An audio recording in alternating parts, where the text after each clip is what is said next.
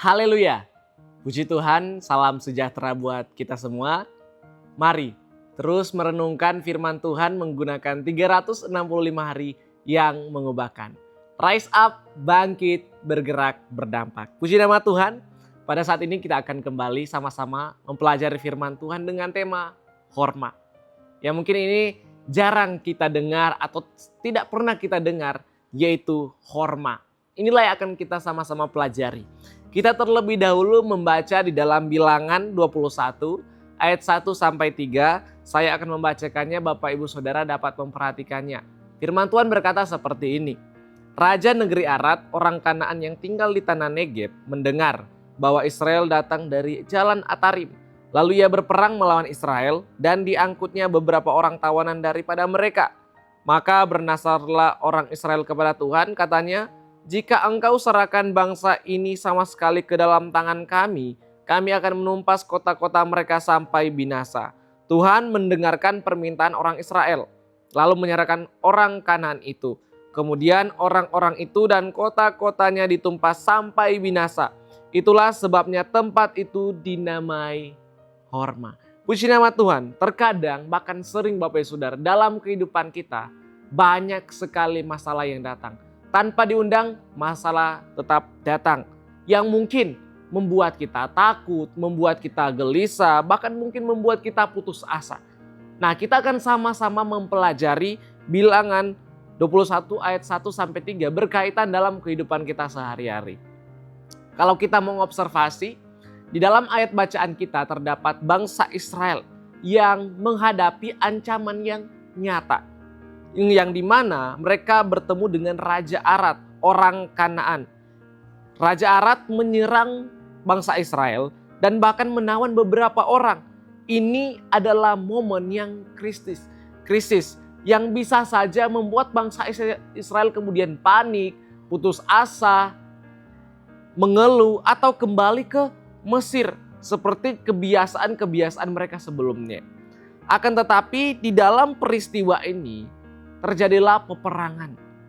Menjadi ancaman besar bagi Israel karena kedua belah pihak ini adalah bermusuhan.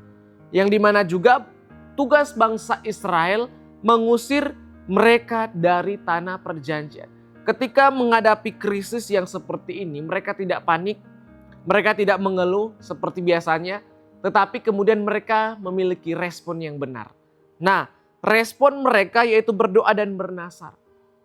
Mereka langsung datang kepada Tuhan dengan bernasar, jika engkau serahkan bangsa ini, kami akan menumpas habis kota-kota mereka. Mereka bernasar, berdoa kepada Tuhan. Kalau kita melihat makna dari nasar, yaitu menunjukkan ketergantungan total kepada Tuhan. Mereka mengakui bahwa kemenangan hanya datang daripada Tuhan.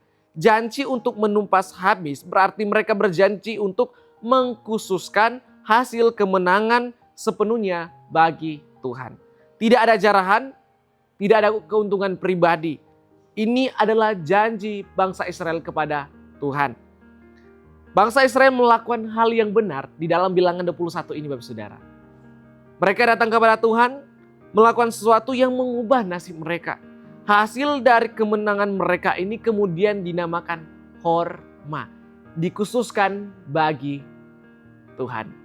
Nah, apa arti nama Horma? Nah, nama Horma atau dalam bahasa asli cerma secara harfiah berarti diharamkan atau dikhususkan bagi Tuhan.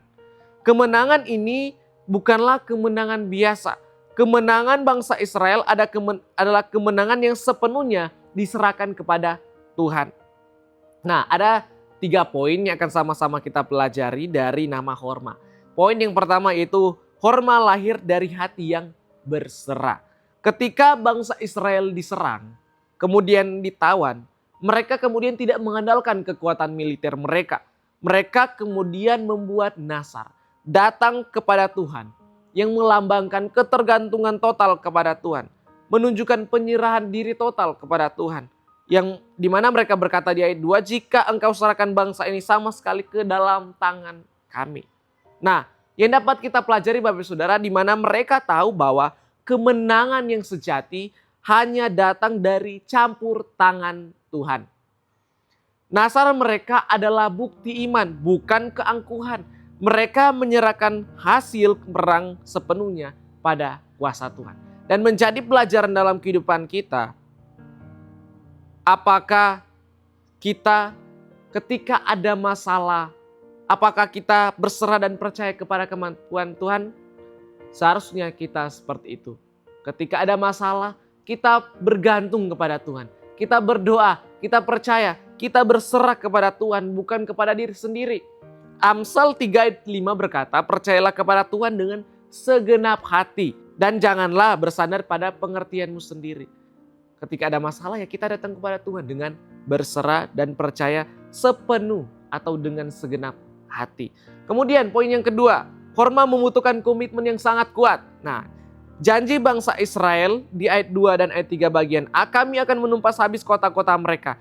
Istilah menumpas habis sangat kuat. Ini berarti mengkhususkan sesuatu secara mutlak untuk Tuhan yang seringkali berarti memusnahkannya. Apa artinya? Nah, Israel berjanji untuk tidak mengambil keuntungan pribadi dari kemenangan yang mereka hasilkan.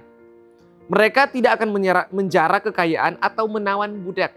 Hasilnya harus sepenuhnya milik Tuhan. Yang dimana berarti Bapak Saudara, Tuhan mencari komitmen yang kuat dan tulus dari hati kita. Bukan komitmen yang setengah-setengah saja. Jadi penerapan bagi kita Bapak Saudara bahwa apa yang perlu kita tumpas dalam kehidupan kita. Entah itu dosa, kebiasaan-kebiasaan buruk yang kemudian menghalangi kita berhubungan dengan Tuhan. Kita harus menumpas dosa, kebiasaan buruk yang menghalangi hubungan kita dengan Tuhan. Entah itu keserakahan harus ditumpas, kepahitan harus kemudian ditumpas. Sehingga kita dapat mengkhususkan bagi Tuhan. Berarti kita tidak juga berkompromi dengan dosa. Lalu kemudian poin yang ketiga, Horma membawa perubahan identitas di ayat 3 bagian B. Israel kemudian menang. Ketika mereka berdoa, berserah, Tuhan menjawab doa mereka dan Tuhan memberikan kemenangan kepada mereka. Mereka menepati nasarnya ketika mereka mendapat kemenangan. Dan sebagai hasilnya tempat itu diberi nama Horma. Nama ini menjadi pengingat bahwa tempat itu adalah Allah diakui sebagai satu-satunya pemilik dan sumber kemenangan. Sehingga menjadi pelajaran bagi kita Bapak Saudara. Ketika kita berserah, ketika kita berkomitmen kepada Tuhan, Dia kemudian dapat mengubah identitas kita. Kalau kita melihat di dalam ayat 1, kita tidak lagi dipanggil orang yang ditawan, melainkan menjadi orang-orang yang dikhususkan bagi Tuhan. Menjadi Horma berarti kita hidup terpisah dari dunia, dikuduskan dan dimuliakan hanya untuk kemuliaan nama Tuhan. Tujuan Tuhan. Nah, aplikasi dalam kehidupan kita, seperti yang kita tahu bahwa hidup yang kita jalani ini adalah hidup yang penuh dengan peperangan. Ya, peperangan. Waktu kita adalah peperangan.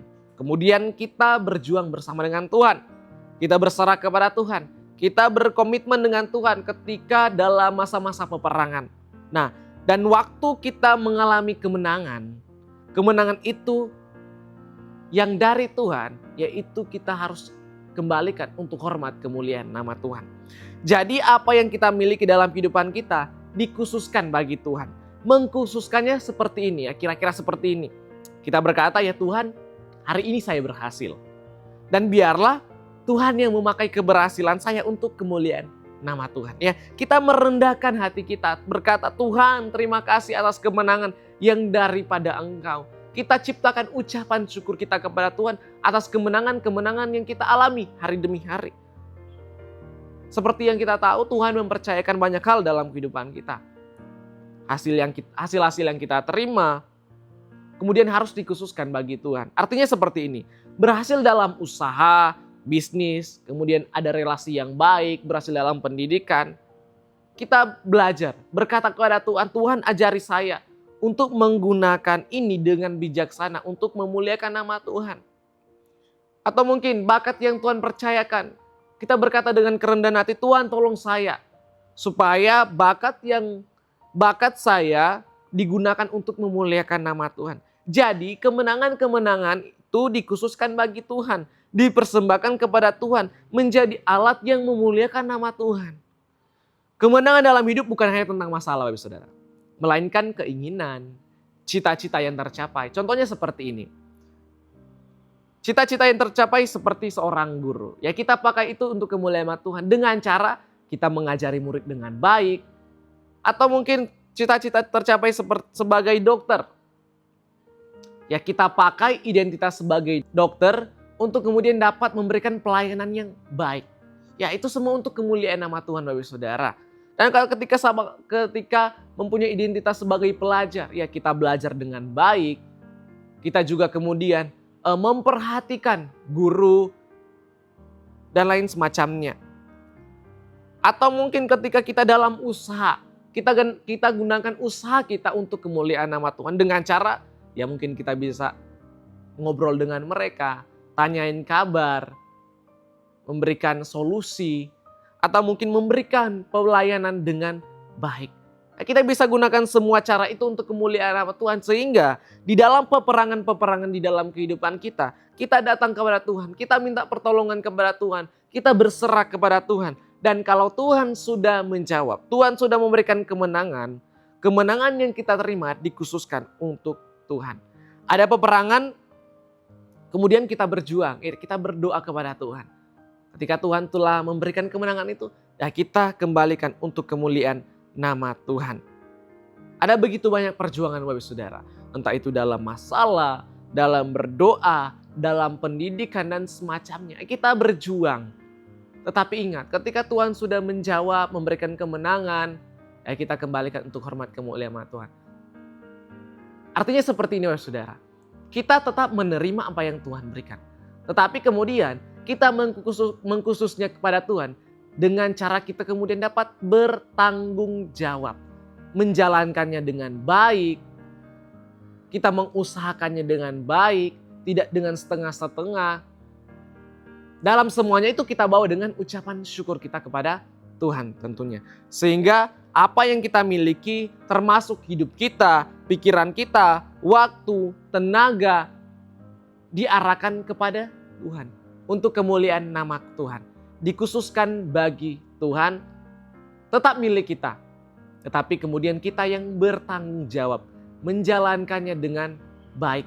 Dan satu tujuannya untuk memuliakan nama Tuhan. Amin untuk kebenaran firman Tuhan. Tuhan Yesus memberkati. Terima kasih telah mengikuti Renungan 79 yang mengubahkan. Bagi Bapak Ibu Saudara yang ingin doakan untuk pokok-pokok doa tertentu atau ingin menceritakan kesaksian mujizat kesembuhan, pemulihan masalah keluarga dan lain-lain, dapat disalurkan melalui chat WhatsApp di nomor 0813 2742 0088. Mari kita satu dalam doa, kita berdoa.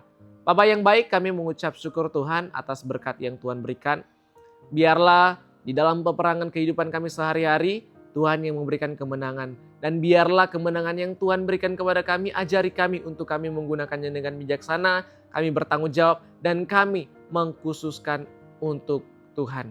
Terima kasih Tuhan, memberkati keluarga GPD El Shaddai Magelang dimanapun mereka pergi dan berada. Ya Tuhan Allah, penuhilah hidup keluarga GPD El Shaddai Magelang dengan kebenaran, damai sejahtera, dan sukacita oleh Roh Kudus. Di dalam nama Tuhan Yesus Kristus kami mengucap syukur, haleluya. Amin.